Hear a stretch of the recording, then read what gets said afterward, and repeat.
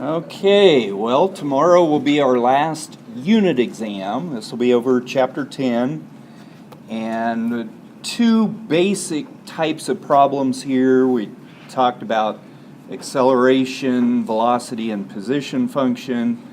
And then the other type of problem is the area of some region. So we'll talk a little more specifics about that today. First of all, though, these problems tend to take a lot more time than some of the problems we've seen, so there's only going to be 12 problems on the test instead of 20.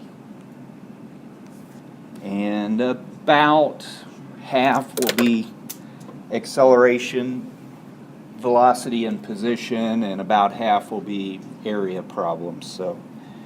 But all of those have many steps to them, so just be careful. I know through the worksheets you noticed one little mistake somewhere can really mess up things, so just be careful with that. I will grade them 5 points apiece, so if you do make a little mistake, you have everything right except for 1 or 2 little mistakes, you get 4 out of the 5 points. Okay, for the acceleration, we looked at a couple different types of problems here. First of all, driving along at a certain speed and a vehicle decelerates. What does decelerate mean? Okay, the acceleration will be negative, and in all of our problems, the acceleration was a constant. So that's where we start. Acceleration maybe decelerates at 10 feet per second squared, or maybe decelerates at 5 meters per second squared, something like that. So again, decelerate, negative, and then some constant, whatever is given to you.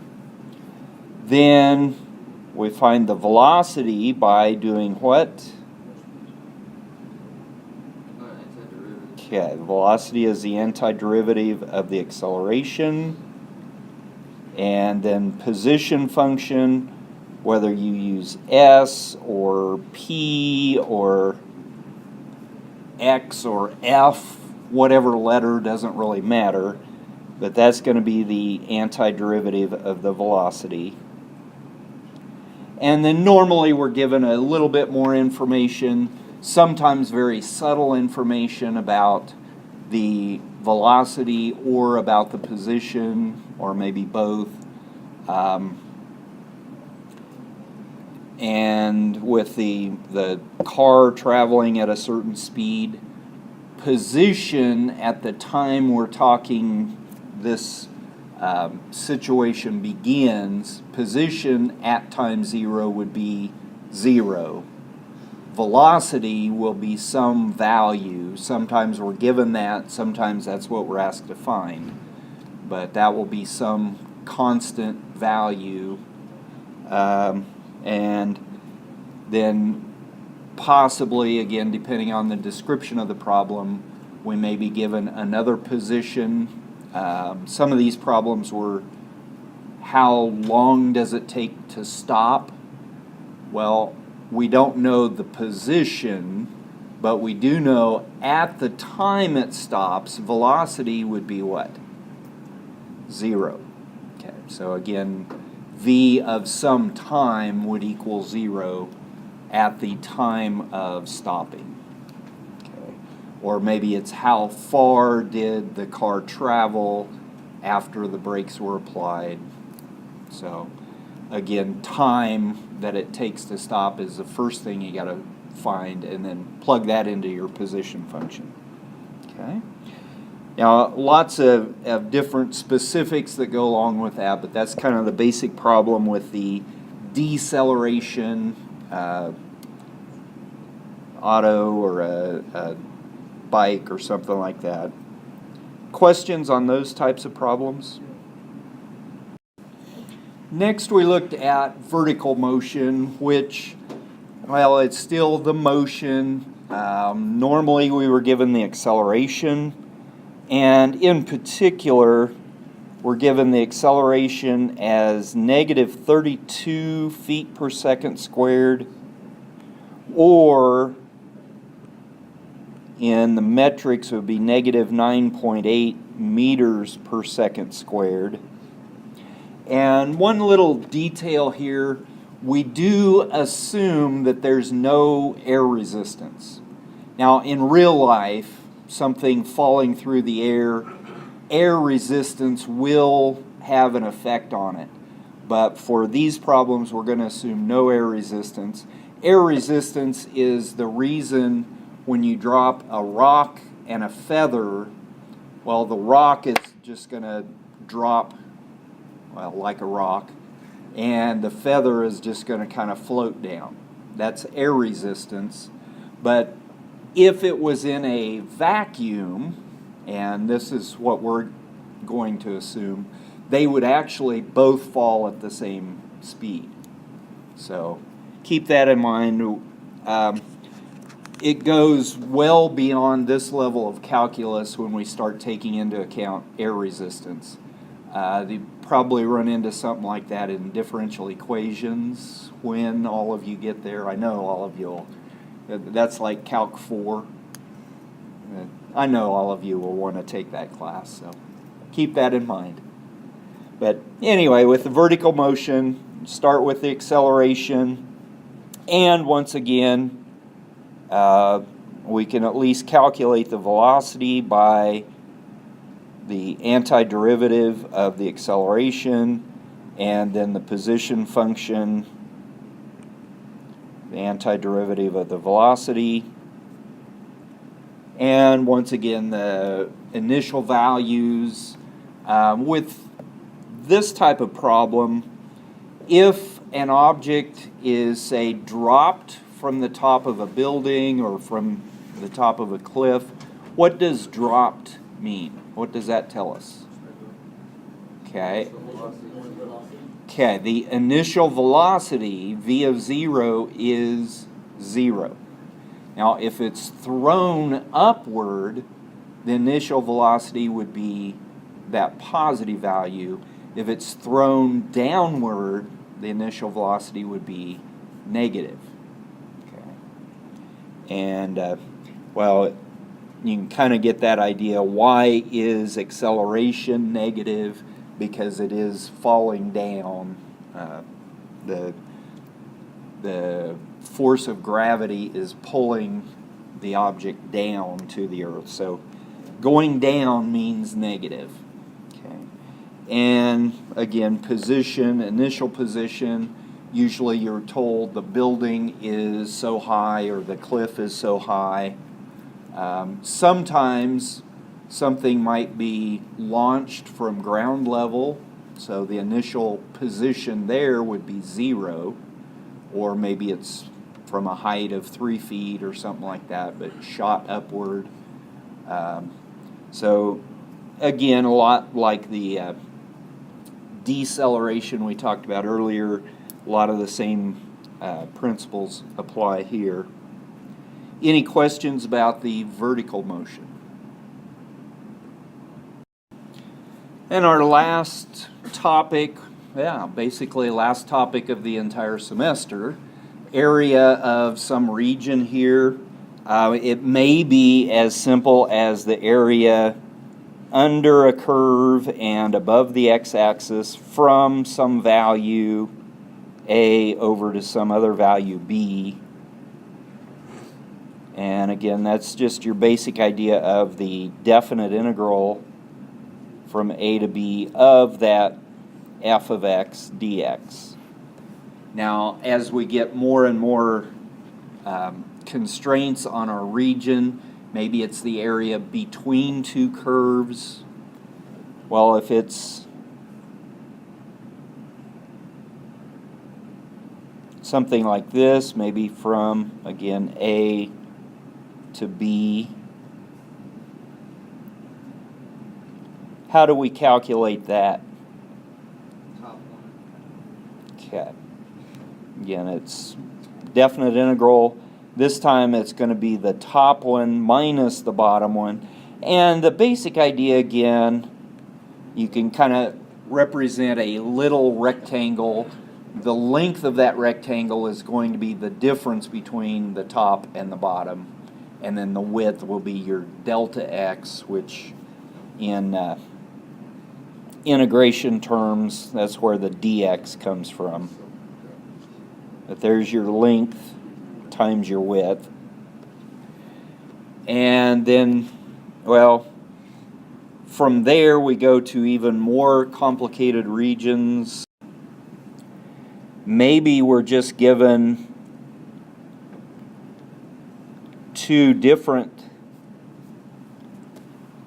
equations and they intersect. We're not given from x equals 0 to x equals 2. How do we find what the integral limits are going to be? Find where they intersect. Okay, find these points of intersection. And basically, again, it's going to be, the top minus the bottom for the height. But if you want to find where they intersect, we can use substitution. Where are the two functions equal? And that's going to find your 2 points. So, and that's going to be the x value of those points of intersection. So again, it's a to b of top one minus the bottom one. Okay. Questions there? Sounds so easy, but once you get into the details of it, sometimes it can get a little hard, but very long. That's why there's only 12 problems. But lots of places for little mistakes, so just be careful. Okay. Are there any particular problems that you want to see? The x equals the y. Yeah, the Okay, yeah. That's another type of problem.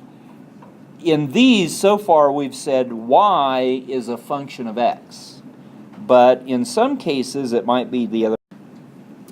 We may have x given as some function of y. And to kind of get a feel for that, you may want to plot some points. But what you'll find is more of a function. Instead of kind of up and down, it's going to be left and right. And maybe a parabola like this. Try to figure out some sort of parabola with that kind of a curve. Let's see. Oops, that's not what I wanted.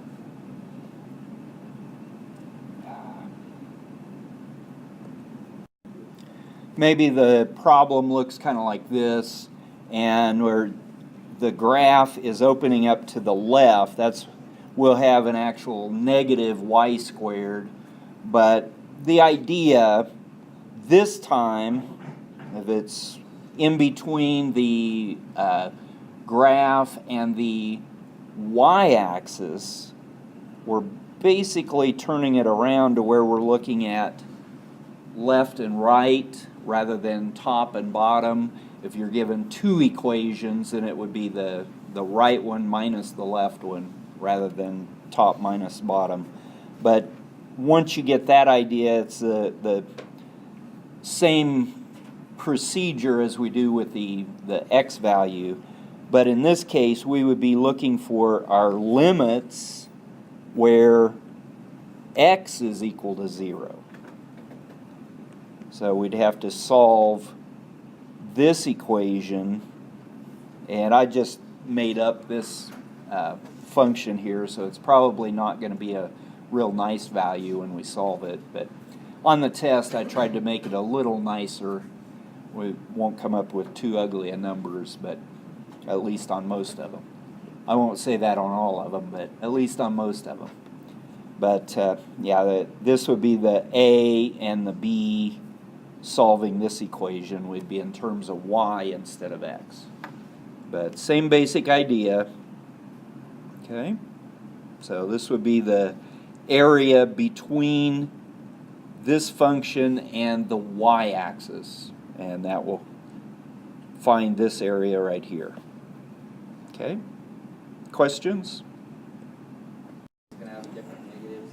Yeah, you could, on your graphing calculator, if you wanted to graph this, you could change the value, because the graphing calculator will always be y equals. And then you just kind of rotate it. Well, you got to be careful with that. It's not really rotating at 90 degrees, but It's flipping it inversely. yeah. Ooh, good term. Flipping it inversely is exactly what it would be. This would be a negative value, where that would be the same as this one here.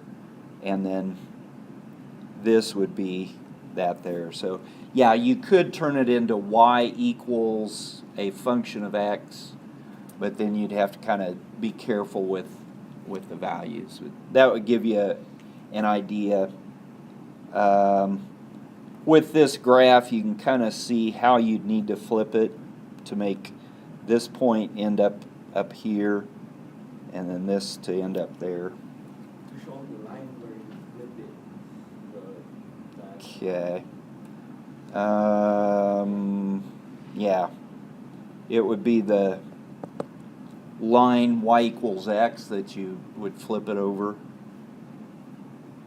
So that's your inverse operation. Back in college algebra, you may have remembered that, inverse functions. But yeah, that would be a way to use your graphing calculator and then adjust to the y's. Where would the line be on the bottom? The small Same thing. This would flip about that line up to here. Basically, if we have, say, 3, 0, this point up here would be 0, 3. The inverse functions, the inverse flips the x to the y and the y to the x. So, okay. Other questions? Now, what we've looked at so far, we said maybe it'll be 2 equations and find the area there, but there might also be one where there's 3 equations, and maybe it's bounded by a parabola from above and then a couple different lines from below, maybe something like that. So as we graph this, well, that particular area would be this area right in here. So in a problem like that, you're going to have to cut this into 2 different parts. Basically where your 2 line, or yeah, whether bounded above by the lines or bounded below by the lines, you'd have to cut it in half where the 2 lines intersect. And then we'd have an integral from here to here. And then the other one would be integrating from here to here. In this case, the top would still be the parabola in both parts, but the bottom is going to be the different equations. This would be maybe like 5 minus x, and this one might be 2x minus 3 or something like that. The biggest problem with this, the one that makes it take so long, is we got to find all of these points of intersection so we know which integral goes from where to where. And this one will be used in both integrals. We'll just call this A, B, and C. We'd have the integral from A to B For the parabola, we'll call this F. This one we'll call G. And this one we'll call H. So, first integral would be f of x minus g of x. And then add the second one. Well, the second one will go from b to c. And again, f of x, but this time minus h of x. Actually fit that in there. Can't read it, but so yeah, that one, that'll take a little bit more time separating it out into two regions. It's almost like having two separate problems. Almost. You get to use one value in both of them, but yeah. But finding the points of intersection and then making sure you use the right ones in the right place, that's the biggest part with that one, that type of problem. So. Did you have to use your calculator to find the points? Using the calculator, yeah, that should at least get you close. Calculators, if you do it in the right way, you should be able to find the point of intersection using the calculator. Sometimes it will get you close, but you're not finding that exact point of intersection. But a lot of times, at least it would give you an idea what you should be finding. So, okay. Other questions? Well, as with, yeah. Well, if there are any trig functions that will be much more complicated to decide. Yeah, good question. The trig functions, yeah, I think I limited it to just sines and cosines, working with those. So, yeah, you won't have to worry about tangents or secants or anything like that. Yep. Circles, maybe circles. The key there, if it's a circle or top or bottom part of a circle, you'll be dealing with a square root. But equation like that, what's that going to look like?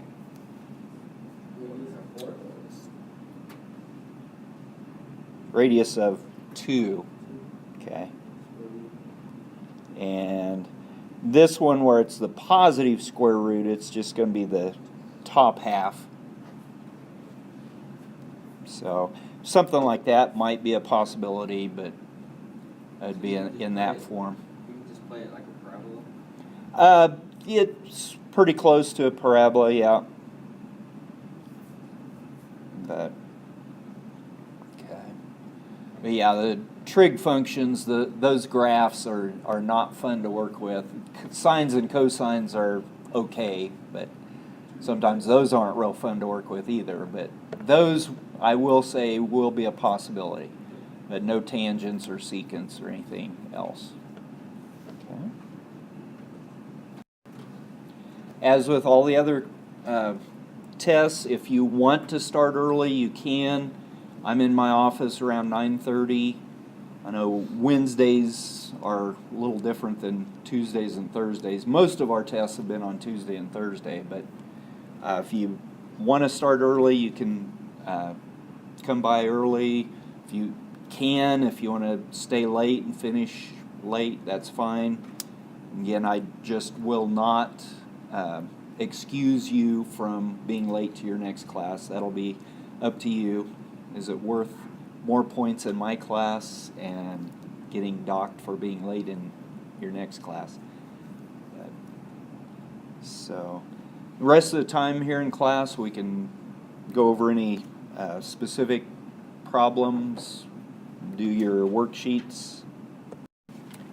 And then Thursday and Friday we'll be reviewing for the final. So if you have your old tests, that's probably the best way. Bring those Thursday and we'll kind of talk through test by test, problem by problem, what you should know how to do. And there will be a few I'll say don't worry about for the final, but not too many. Most of it's pretty important stuff. And by now you'll look back and say, oh, that's nothing. Or, well, maybe. Hopefully. That'll be Thursday and Friday.